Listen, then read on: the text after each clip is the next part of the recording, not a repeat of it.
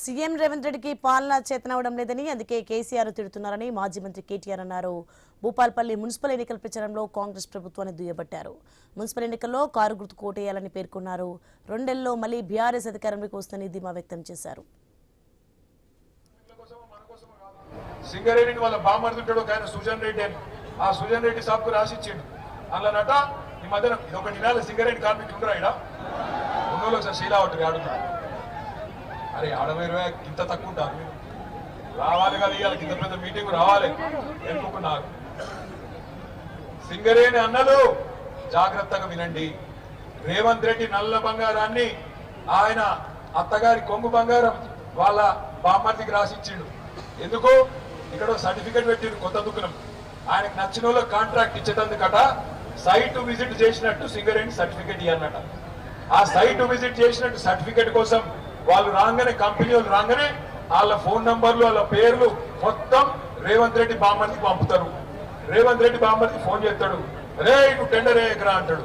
Tender వేయకరా అనగానే అవతలోడు బుగులు పడి వేయకపోతే మంచిదట, కానీ దబ్బన వేద్దాం అనుకుంటే ఇటు సర్టిఫికెట్ ఇయ్యడట. సర్టిఫికెట్ ఇస్తేనే టెండర్ వేయాలన్నట. గట్ల మే 25 నుంచి మొదలుపెట్టి ఇప్పటిదాకా 6,000 కోట్ల రూపాయలు బావమర్దికి రేవంత్ రెడ్డి రాసిచ్చిండు. ఆ కుంభకోణం బయట పెట్టంగానే ఇక ఫోన్ ట్యాపింగ్, ఈ ట్యాపింగ్, ఆ ట్యాపింగ్ అని మమ్మల్ని వరుస పెట్టి పిలుచుడు మొదలు పెట్టిండు. ఇక నిన్నటికి నిన్న ఏం చేసిండో చూసిరా? ఇదివరకు దొరికింది కదా ఓటుకు నోటు 50 లక్షలతో దొరికింది, యాదుకుందా? మర్చిపోయినరా? ఆ ఆధారాలన్నీ హైదరాబాద్ లో ఒక ఆఫీసులు ఉంటాయి. ఆ రోజు దొరికిన బ్యాగు, అదే విధంగా దొరికిన మిగతా వివరాలన్నీ ఒక ఆఫీస్ హైదరాబాద్ లో ఫోరెన్సిక్ ల్యాబొరేటరీ అని ఉంటది. ఆ ల్యాబొరేటరీలో ఉంటుంది ఒక ప్రయోగశాల. అందులో నిన్న అగ్గి పెట్టిండు, మొత్తం గాలబెట్టిండు సాక్ష్యాలు లేకుండా. ఎందుకంటే వచ్చింది ఇక కేసు ఆఖరి దశకు వచ్చింది, శిక్ష పడుతుందేమో అని చెప్పి ఆయన దాన్ని బుక్కి చేసిండు, అగ్గి పెట్టిండు, బుక్కి చేసిండు. దొంగ దొరికిపోయిండు కాబట్టి జైలుకోకుండా కాపాడుకునే ప్రయత్నం చేసిండు. నేను మీ అందరికి ఒకటే విజ్ఞప్తి చేస్తున్నా, సింగరేణిని దొంగతనం చేస్తున్నాడు, మీ బతుకులాగం చేసినోడు, మంచిగా ఉన్న రైతులను నాశనం చేసినోడు, మంచిగా ఉన్న సింగరేణి కార్మికులను ఆగం చేసినోడు ఈ రేవంత్ రెడ్డి, కాంగ్రెస్ పార్టీ. అందుకే ఎల్లుండి 11 తారీఖు నాడు వీళ్ళకి కనుక మనం కర్రు కాల్చి వాత పెట్టకపోతే, వీళ్ళకి కనుక బుద్ధి చెప్పకపోతే మళ్ళొక్కసారి రేవంత్ రెడ్డి ఏమనుకుంటాడు ఎరికేనా? నేను వీళ్ళకు 2,500 ఇవ్వకపోయినా ఆడపిల్లలు నాకే గుద్దిండ్రు, 4,000 ఇవ్వకపోయినా ముసలోళ్ళంతా నాకే ఓటేస్తున్నారు, మరి రైతు బంధు వేయకపోయినా రైతులు నాకే ఓటేస్తున్నారు. 19,000 మందికి కేసీఆర్ డిపెండెంట్ ఉద్యోగాలు మెడికల్ కోడ్ పెట్టి ఇచ్చిండు. నేను 11 నెలల నుంచి ఓటు పెట్టకపోయినా కార్మికులు నాకే గుద్దుతున్నారు. అసలు నేను ఎందుకు ఇవ్వాలి అనుకుంటాడు. అయ్యా అదా మనోళ్ళు యూరియాలో పెడుతున్నారు. కేసీఆర్ ఉన్నప్పుడు ఆటో అన్నకు ఒక 400 రూపాయలు ఇస్తే పొలకాడు వేసుకోకపోతుండే నా యూరియా. ఇలా దొరుకుతుందా?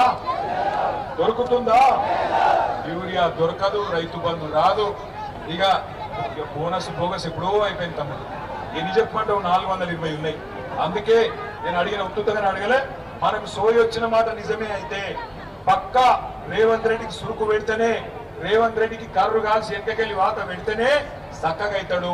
లేకపోతే మాత్రం ఇంకో 2 ఏళ్ళు ఇదే మాటలు, ఇదే అబద్ధాలు, ఇదే బూతులు వీటి మీదకెళ్ళి నడిపిస్తాడు. బూతుల సీఎం కు బుద్ధి చెప్పాలంటే పోలింగ్ బూత్ కెళ్ళే బుద్ధి చెప్పాలి. ఏ గుర్తు కొట్టేయాలి?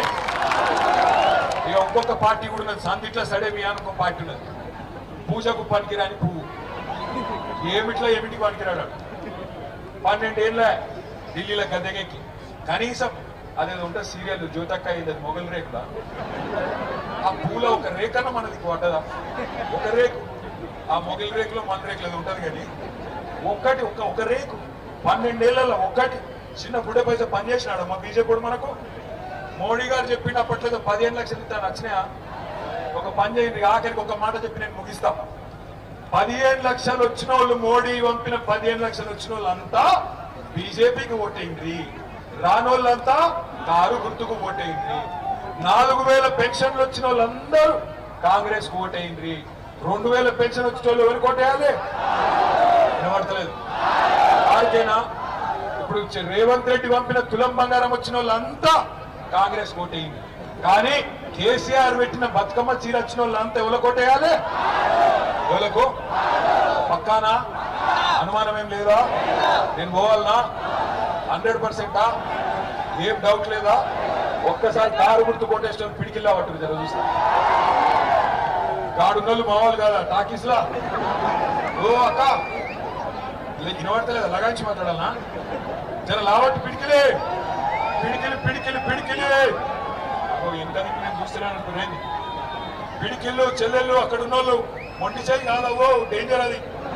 అది భస్మాసుర హస్తం వద్దు. పిడికిలి పిడికిలి 2 పిడికిలు లావట్టు ఒకసారి అయిపోయింది.